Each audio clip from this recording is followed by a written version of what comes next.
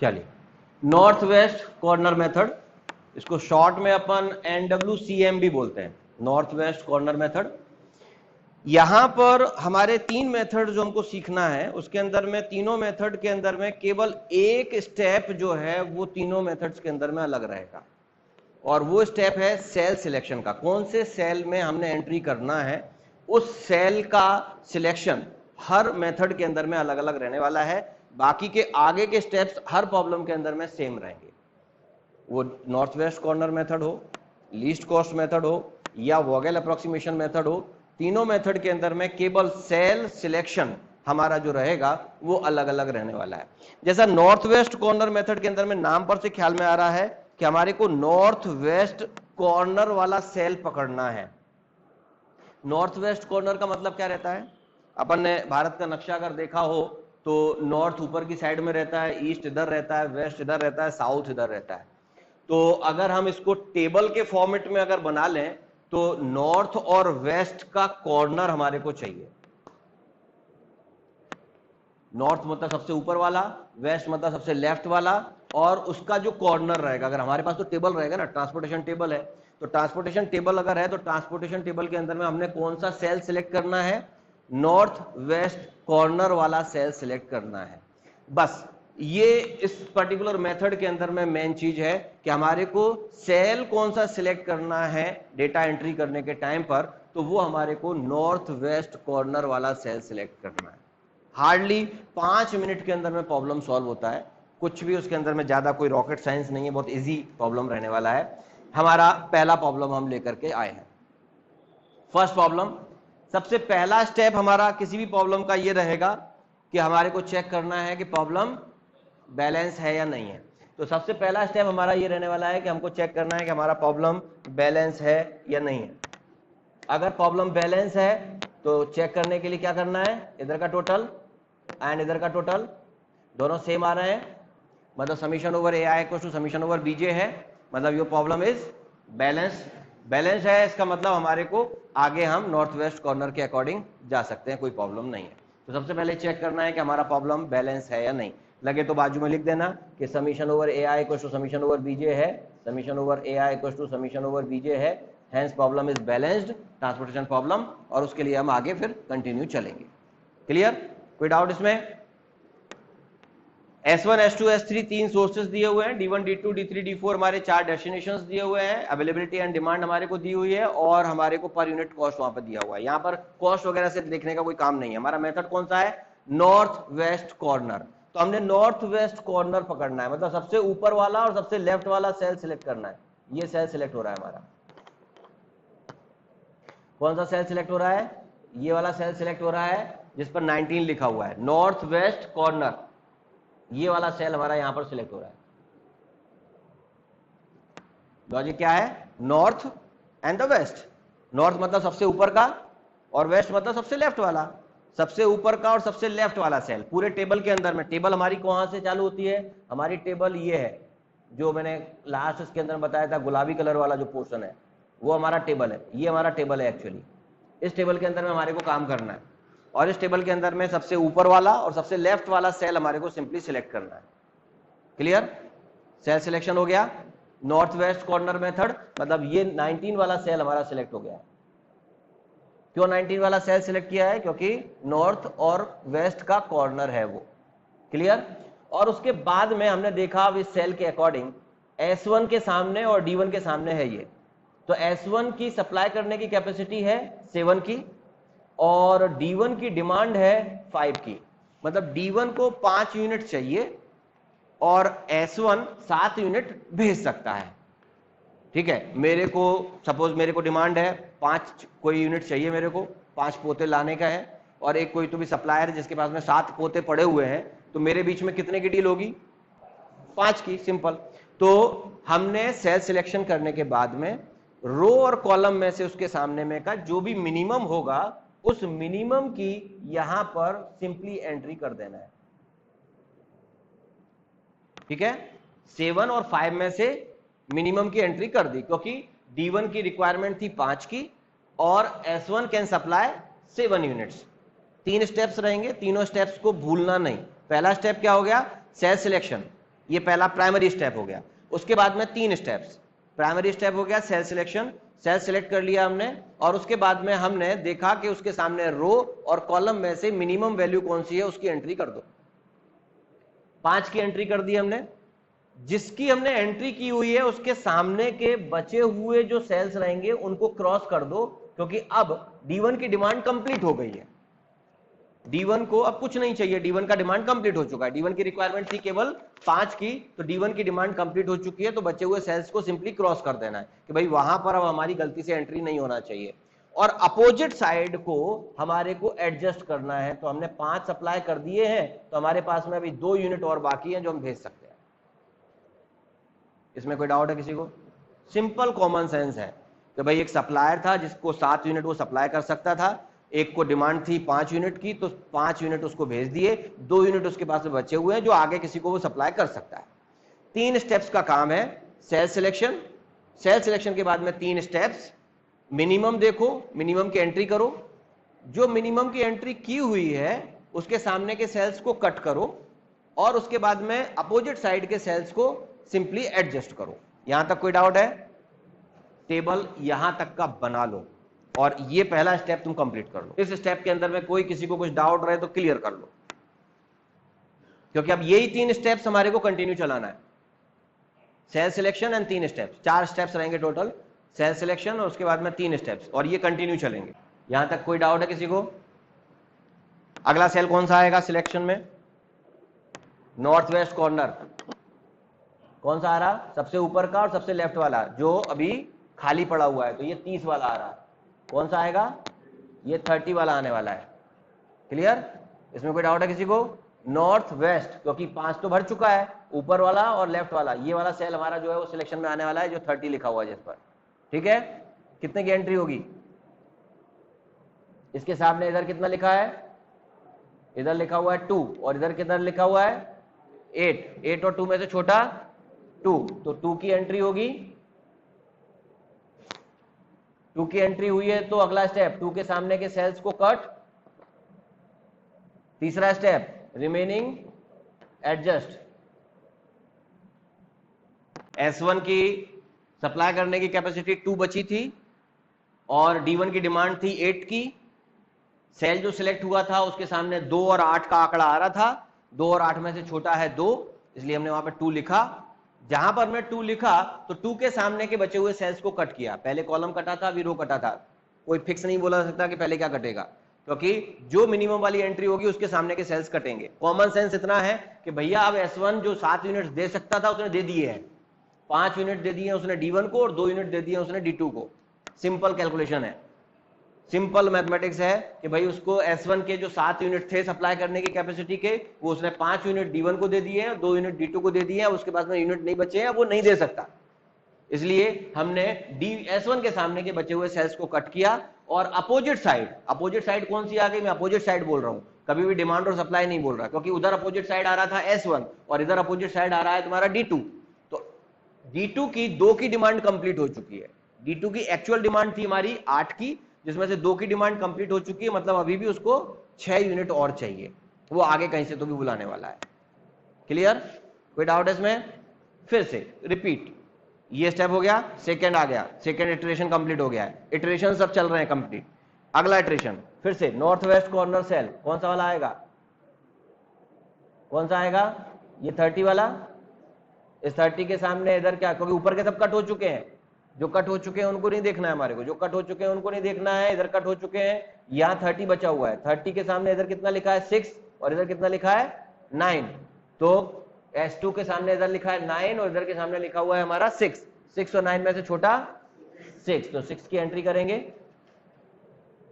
6 के सामने के सेल्स बचे हुए अगर होंगे तो कट कर दिए जाएंगे, और अपोजिट साइड में से 6 माइनस कर देंगे। 3 स्टेप्स हैं, एक भी स्टेप उसमें का भूलना नहीं। Step number 1 cell selection. Step number 2 row और कॉलम में से जो मिनिमम वैल्यू होगी उसकी एंट्री करो। स्टेप नंबर 3 जिसकी एंट्री की उसके सामने के रोज को कट करो, जो सेल्स होंगे उनको कट करो। स्टेप नंबर 4 अपोजिट साइड को एडजस्ट करो। ठीक है? हर प्रॉब्लम के अंदर में, हर मेथड के अंदर में ये 4 चीजें आने वाली हैं। Cell selection, minimum row and column में से देखो, उसकी एंट्री करो, जिसकी एंट्री की उसके सामने के सेल्स कट करो, अपोजिट साइड को एडजस्ट करो। मेथड बदलेगा तो केवल सेल सिलेक्शन वाला जो पहला स्टेप है वो बदलने वाला है।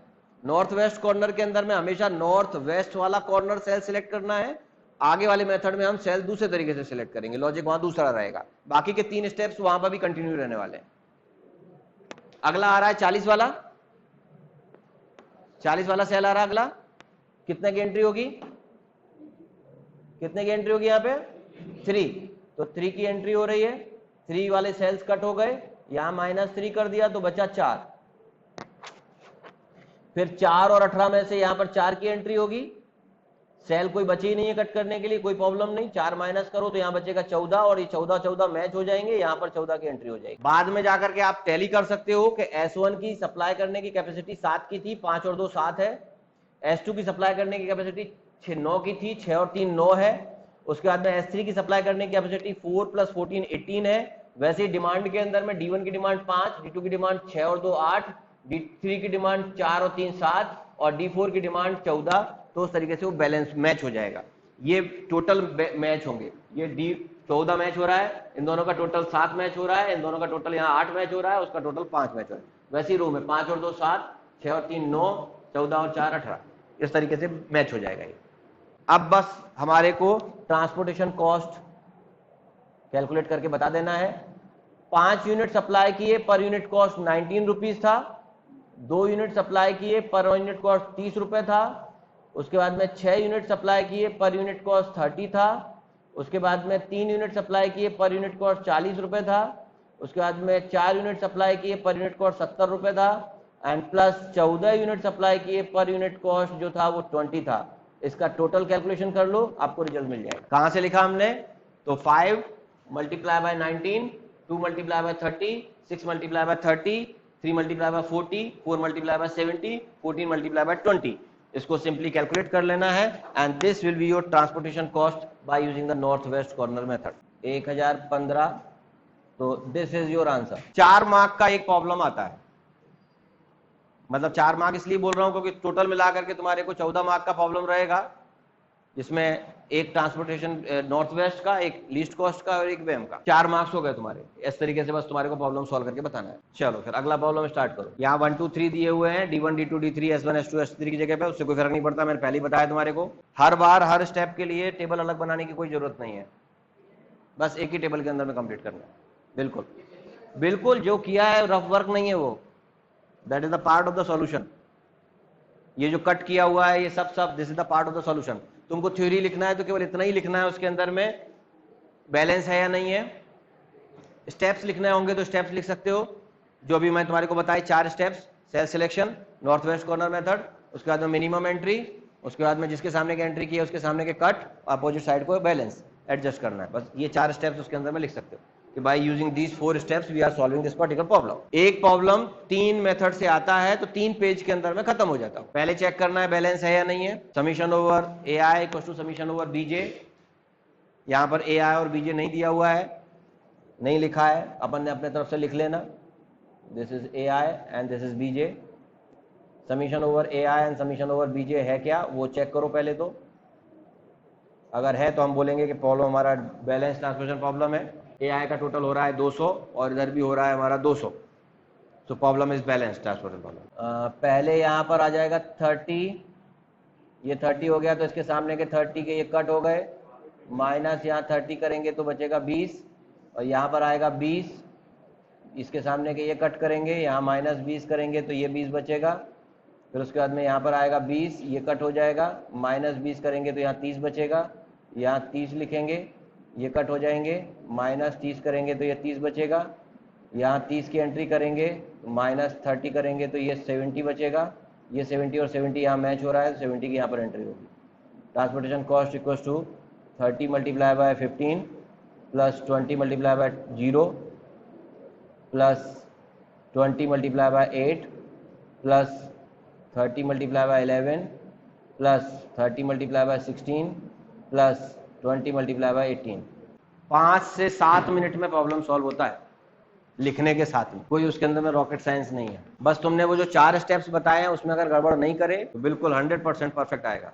नेक्स्ट, वीडियो को पॉज कर लो और अपने प्रॉब्लम को पूरा कंप्लीट करो, उसके बाद में आगे कंटिन्यू करो। फर्स्ट स्टेप, बैलेंस है कि नहीं? 123 summation over A I equals to summation over B J है, so problem is balance transportation problem. Calculator allowed है, कैलकुलेटर साथ में रख सकते हो एग्जाम के अंदर में, साइंटिफिक, सादा, कैसा भी कैलकुलेटर तुम्हारे को चलता है एग्जाम में। Calculation plus minus multiplication division के ऊपर नहीं जाएंगे, बस उतने ही कैलकुलेशन है जितना अभी कर रहे हैं अपन पूरे पेपर में।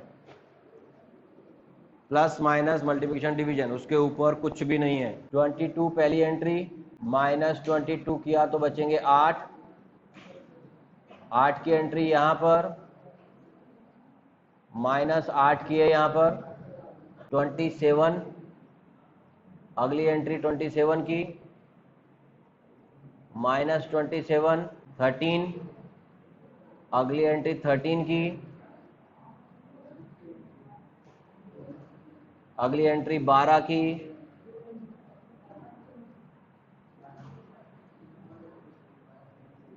एंड द लास्ट एंट्री 41 की। लास्ट वाली वैल्यू मैच होगी हमेशा अगर बैलेंस ट्रांसपोर्टेशन प्रॉब्लम होगा तो 41 आखिरी का मैच होगा 100%, लास्ट वाली वैल्यू। एंड कॉस्ट निकालना है, transportation cost equals to 22 multiply by 23, 8 multiply by 27, 27 multiply by 17, 13 multiply by 20, 12 multiply by 12, and 41 multiply by 32, 2897। Next problem already दिया हुआ है 21, मतलब बैलेंस है, यहाँ पहले से ये 21 दे दिया है तो उसमें कोई कंफ्यूजन होने का काम नहीं है। ये जो 21 दिया हुआ है ये बता रहा है कि ऑलरेडी प्रॉब्लम हमारा बैलेंस्ड है। फिर भी एक बार चेक कर लेना, 6 और 4 10, 5 15, 15 और 6 21, और इधर 8 और 4 12, 12 और 9 21। पहली एंट्री 3 की, ये कट हो गए, माइनस 3 किया तो 1 आ रहा है, यहाँ एंट्री होगी 1 की, ये कट हो गए, यहाँ माइनस 1 किया तो बचा 2, यहाँ 2 की एंट्री आएगी, ये कट हो गया, माइनस 2 करेंगे तो यहाँ 6 बचेगा, 4 और 6 में से यहाँ पर 4 की एंट्री होगी, ऑब्वियसली यही कटेगा, माइनस 4 कंटिन्यू, फिर उसके बाद में 2 की एंट्री होगी, ये कट हो जाएगा, माइनस 2 करेंगे तो 3 आएगा, 3 की एंट्री होगी, माइनस 3 करेंगे तो 6 आएगा, एंड 6 और 6 की एंट्री यहाँ पर होगी। हर बार अल्टरनेट रो और कॉलम कटेंगे ऐसा जरूरी नहीं है, जो मिनिमम होगा वो ही कटेगा। यहाँ पर 2 बार तुम्हारे कॉलम कट रहे हैं तो वो जो छोटा, लॉजिक तो वही है, जो छोटा होगा उसको अपने को एंट्री करना है, उसके सामने के रो या कॉलम को कट करना है। नॉर्थ वेस्ट कॉर्नर मेथड में हमेशा प्रॉब्लम नॉर्थ वेस्ट सेल से चालू होगा और साउथ ईस्ट में जाके खत्म होगा, हमेशा लास्ट साउथ ईस्ट रहेगा, सबसे आखिरी वाले सेल तक जाएगा।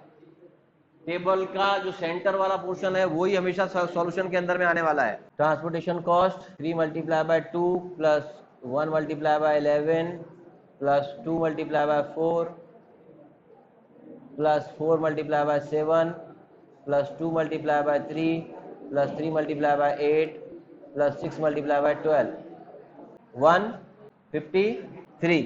नेक्स्ट प्रॉब्लम, चलो एक ये प्रॉब्लम देख लो, इसको कर लो पहले। इसमें थोड़ा सा माइनर चेंज दिखेगा तुम्हारे को। बैलेंस है 17 प्रॉब्लम बैलेंस है। नॉर्थ वेस्ट कॉर्नर सिलेक्ट किया, मिनिमम एंट्री किया 6, 6 के सामने के बचे हुए कट, यहां से 6 माइनस किया तो बचा 1। अब नेक्स्ट एंट्री करने के टाइम पर 1 1 कॉमन आ रहा है तो कोई लोड लेने का काम नहीं है, 1 की एंट्री करो और कॉमन सेंस ये बोलता है कि दोनों को कट करो, क्योंकि उसकी डिमांड भी कंप्लीट हो गई, उसकी सप्लाई भी कंप्लीट हो गई। कभी अगर ऐसा आ जाए तो उस टाइम पर रो और कॉलम दोनों कट करने पड़ेंगे। सेम एंट्री आ रही है 1 1 की तो रो भी कट होगा, कॉलम भी कट होगा, क्योंकि सेकेंड नंबर का जो सप्लायर था उसकी 1 की कैपेसिटी थी वो भेज चुका है, फर्स्ट नंबर का जो डिमांड था उसका 1 ही बचा था तो उसकी डिमांड कंप्लीट हो गई। आगे कंटिन्यू, 5 की एंट्री -5 तो यहाँ 5 बचेगा, 3 की एंट्री, -3 तो यहाँ 2 बचेगा, एंड फाइनली 2 की entry. 6 multiply by 2 plus 1 multiply by 1 plus 5 multiply by 8 plus 3 multiply by 15 plus 2 multiply by 9, 116, 116। एक अनबैलेंस वाला देख लो, जो भी हमने थोड़ी देर पहले देखा था। ये प्रॉब्लम अनबैलेंस ट्रांसपोर्टेशन प्रॉब्लम है, तो पहला स्टेप ये रहेगा कि इसको बैलेंस करना पड़ेगा बाय एडिंग रो और कॉलम। ये अनबैलेंस ट्रांसपोर्टेशन प्रॉब्लम था, तो उसको पहले बैलेंस किया, लिखना पड़ेगा कि summation over A I not equal to summation over B J है, इसकी वजह से इसको पहले बैलेंस करना पड़ेगा। बैलेंस करने के बाद में अब आगे सेम प्रोसेस, अगर बैलेंस नहीं रहा तो पहले बैलेंस करना है एंड देन प्रोसीड करना है, एक स्टेप बढ़ जाएगा। बाकी पूरा काम से बैलेंस होने के बाद में ही प्रॉब्लम सॉल्व करना है। 16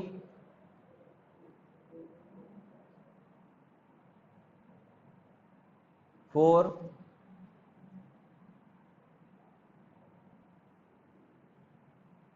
14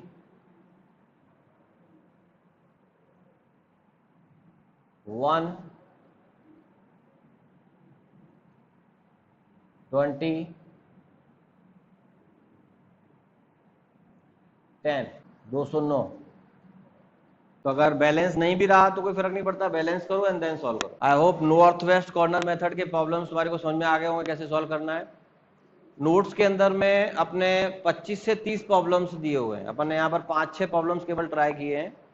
तो तुमने कल तक तुम्हारा होमवर्क है कि वो सारे के सारे problems north west corner method से कंप्लीट कर लेना, क्योंकि आगे बढ़ने के पहले नॉर्थ वेस्ट कॉर्नर पक्का होना जरूरी है, क्योंकि लीस्ट कॉस्ट के अंदर में थोड़ा सा ही चेंज होगा, इसलिए नॉर्थ वेस्ट कॉर्नर मेथड के प्रॉब्लम्स तुम्हारे को पक्का करना जरूरी है। इसलिए जितने भी नोट्स के अंदर में प्रॉब्लम्स दिए हुए हैं वो सारे के सारे ट्राई कर लो और कंप्लीट करो नॉर्थ वेस्ट कॉर्नर मेथड, ठीक है। नॉर्थ वेस्ट कॉर्नर मेथड तुम्हारा अगर हो गया तो यूनिट 3 का 1/3 पोर्शन कंप्लीट। 3 टॉपिक है, north west, least cost and VAM. अगले लेक्चर में लीस्ट कॉस्ट। अगर नॉर्थ वेस्ट की प्रैक्टिस हुई रही तो ये प्रॉब्लम सॉल्व करने के लिए तुम्हारे को ज्यादा से ज्यादा 20 मिनट लगेंगे सारे के सारे, उससे ज्यादा टाइम नहीं लगेगा, क्योंकि नॉर्थ वेस्ट की प्रैक्टिस हुई है तुम्हारी। तो 3 स्टेप्स तुमको मालूम है क्या करना है, बस वहां सेल सिलेक्शन बदलेगा, केवल सेल सिलेक्शन का लॉजिक बदलेगा। लीस्ट कॉस्ट वाला सेल सिलेक्ट करना है, उसके अकॉर्डिंग चलेगा, फटाफट प्रॉब्लम सारे के सारे सॉल्व हो जाएंगे। इसलिए नॉर्थ वेस्ट कॉर्नर मेथड की प्रैक्टिस जरूर कर लेना।